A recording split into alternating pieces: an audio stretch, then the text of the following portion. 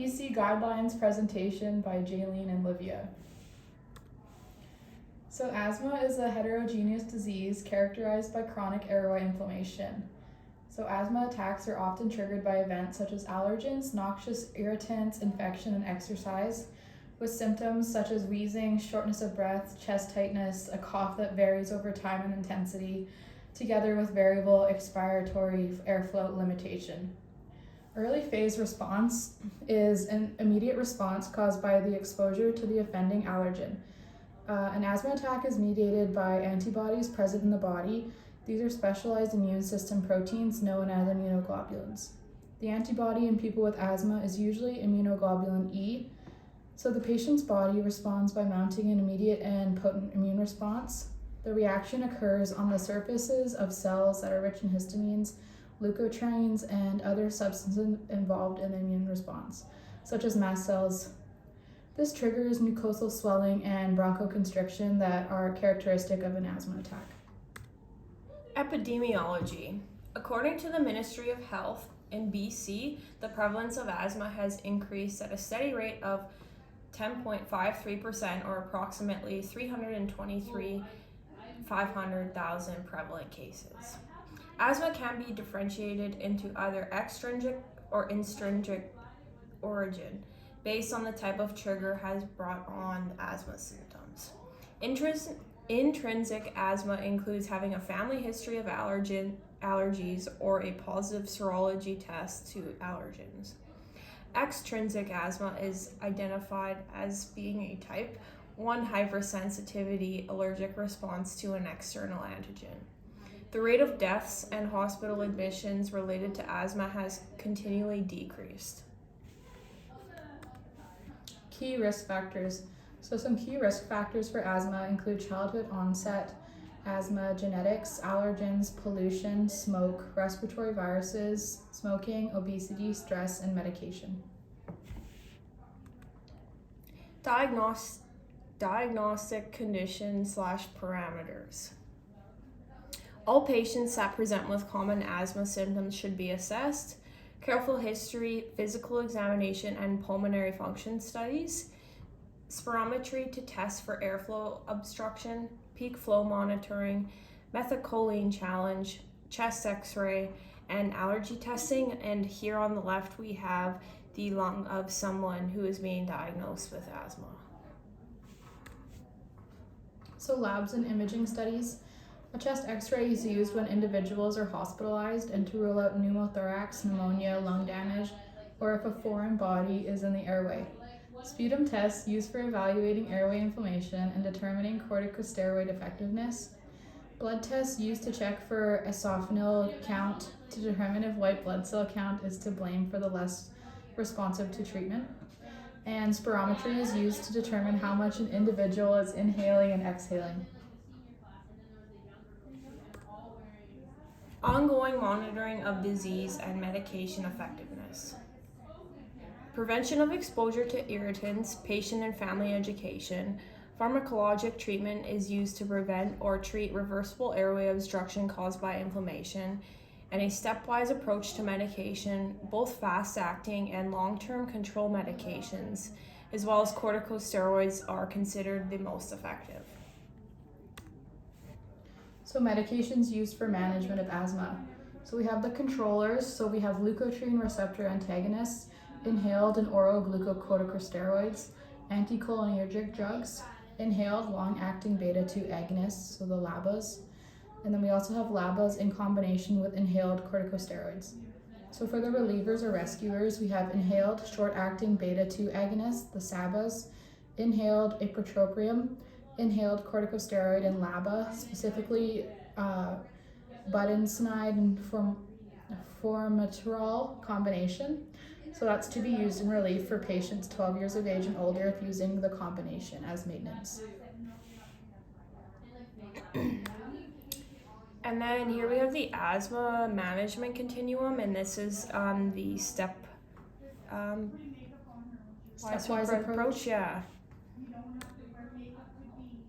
So for bronchodilators, bronchodilators work by relaxing the bronchial smooth muscle in the lungs. This allows the bronchi and bronchioles to dilate and allows for easier breathing. So we have three classes of bronchodilators. We have the beta adrenergic agonists, anticholinergics, and xanthine derivatives. B.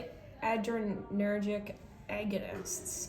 The three subtypes are defined based on the type of receptor they exert their effects on. So 1, non-selective adrenergic drugs which stimulate the B1 cardiac and B2 respiratory receptors.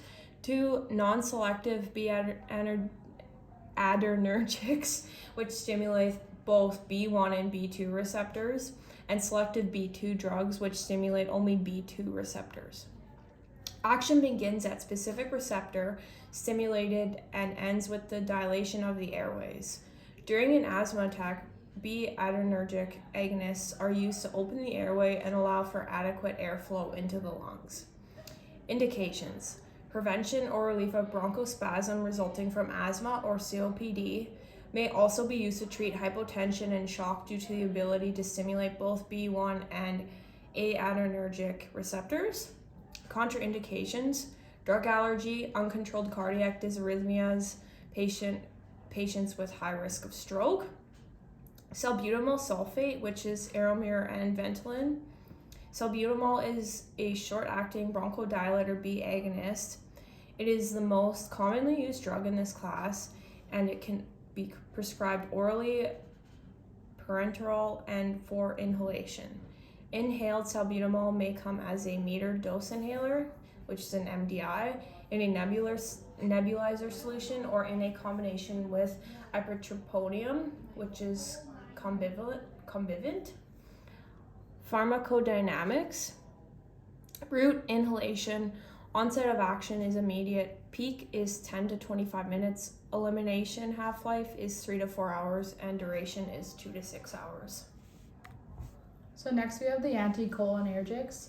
So bronchoconstriction and airway narrowing occurs when the PNS releases acetylcholine, and the neurotransmitters bind to the acetylcholine receptors on the bronchial trees of the lungs. To prevent this, anticholinergics bind to these acetylcholine receptors, causing bronchodilation.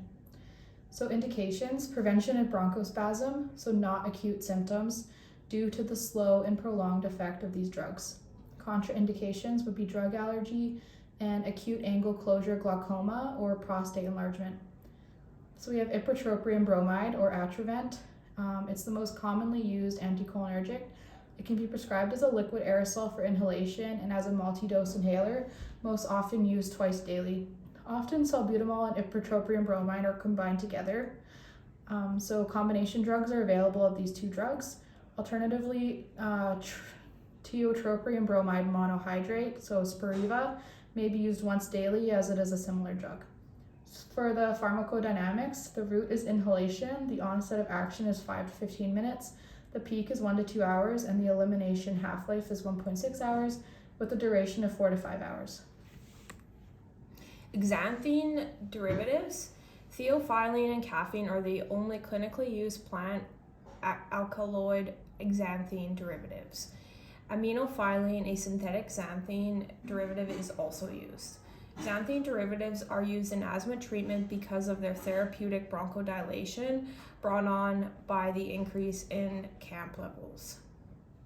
CAMP levels are increased when phosphodiesterase, the enzyme that breaks down CAMP, is inhibited.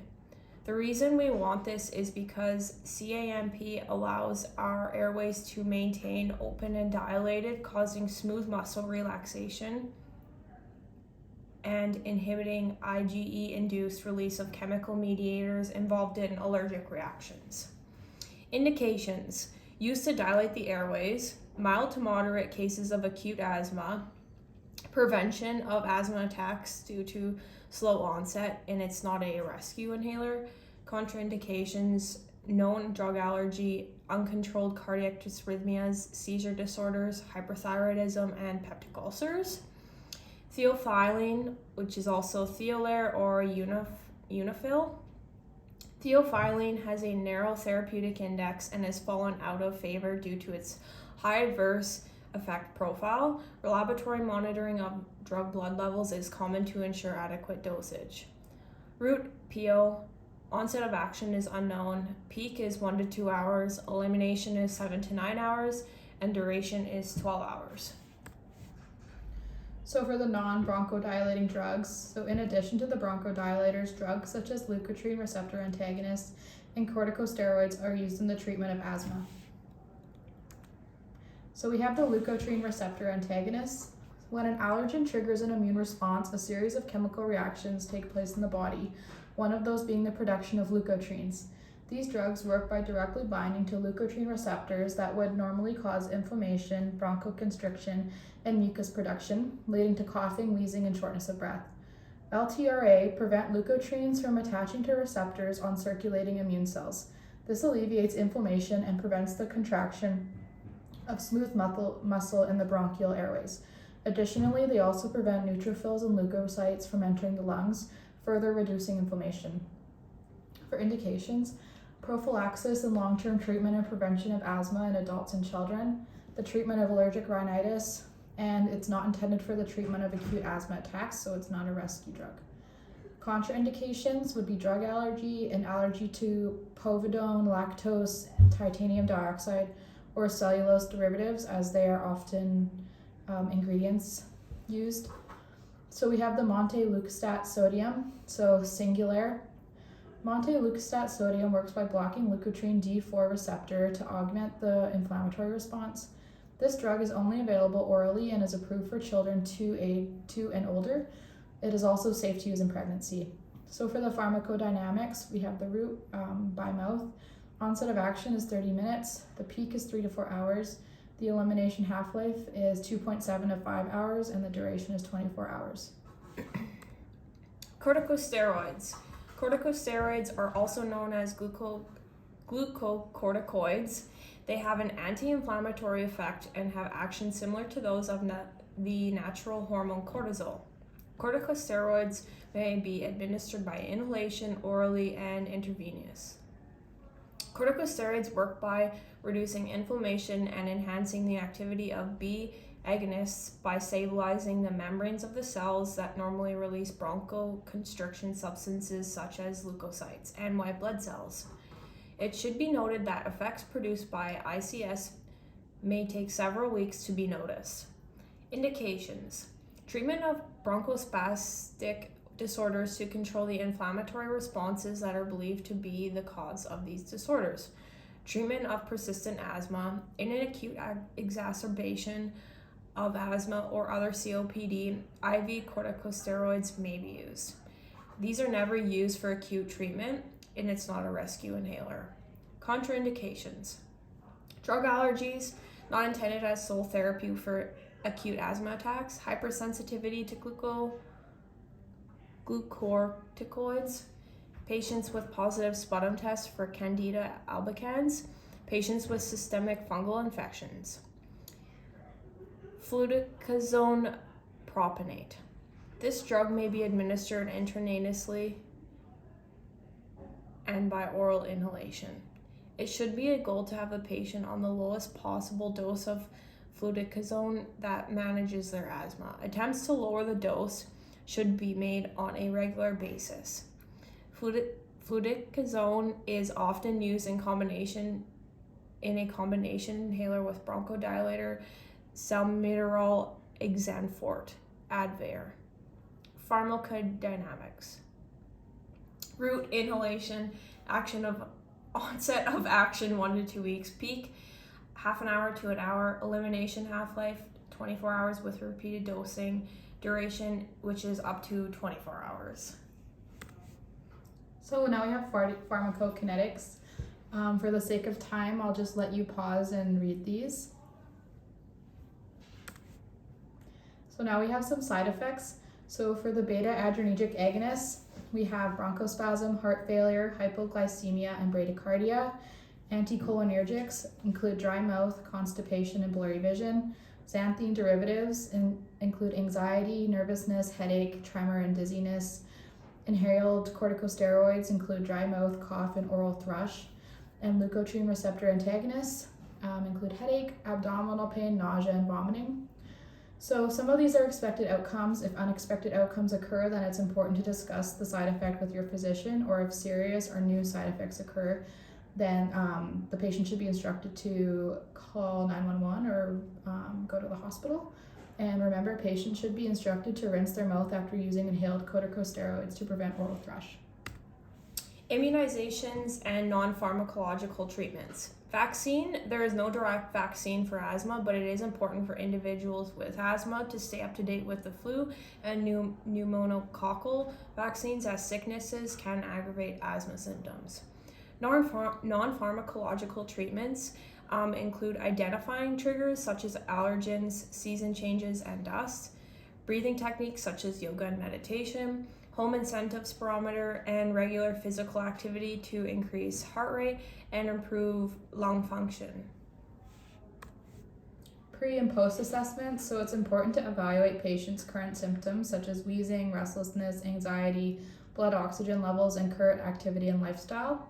As a post assessment, it is important to assess if the patient's symptoms have improved and how the management of asthma is going. So if the management is not enough for the patient, the prescriber may want to increase their dosage or change their prescriptions as per the asthma management continuum.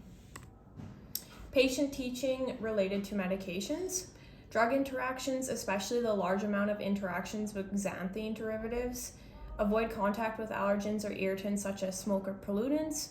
Provide proper education of how to use certain inhalers. Educate patient regarding the importance of rinsing mouth and mouth hygiene with corticosteroids. Wear medical jewelry. Obtain a proper diet. 150 minutes of exercise a week. Instruct patients to keep track of their use of inhalers. And lastly, instruct patients to report weight gain of 2.3 kilograms in a week to a healthcare provider or healthcare provider if the patient is using corticosteroids. And that is our references.